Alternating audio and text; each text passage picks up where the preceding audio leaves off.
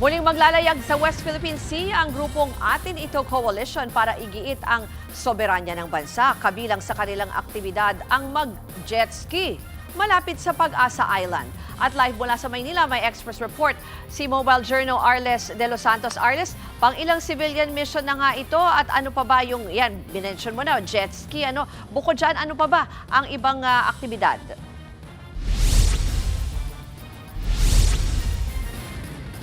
Ruth, Balik Pag-asa o Return of Hope. Ayan nga ang tema ng ika-4 na civilian mission ng Atin Ito Coalition na lalayag patungo doon sa Pag-asa Island. Ayan ay para patuloy na igiit ang soberanya ng Pilipinas sa West Philippine Sea.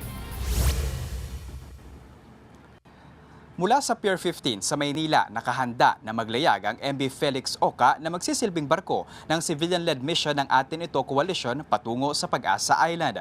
Kanina, sa isang send-off ceremony, isinagawa ng grupo. Present dito ang West Philippine Sea Block ng Kongreso, gaya ni na former Congressman Erin Tanyada at Akbayan Party List Representative Percy Sendanya.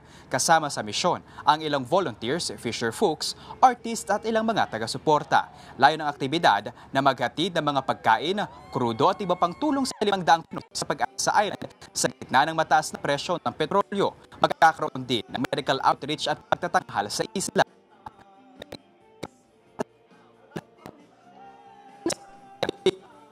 Nako. Na malabong munong posisyon sa inaagos na teritoryo ng Pilipinas. Highlight ng aktibidad ang pagsasagawa ng patriotic jet ski flag ride kung saan magja-jet ski ang grupo sa paligid ng Pag-asa Island, bit-bit ang bandila ng Pilipinas. Ruth, at tatagal nga ng 6 na araw itong civilian mission na ito na tatakbo mula April 30 ngayong araw hanggang May 5, 2020. Yan muna ang date. Ruth. Yan po ang Express Report ni Arles de los Santos. Mga kapatid, Ruth Cabalco, para sa mabilis na pasada ng mga balitang dapat niyong malaman, mag-follow at mag-subscribe sa social media pages ng News 5.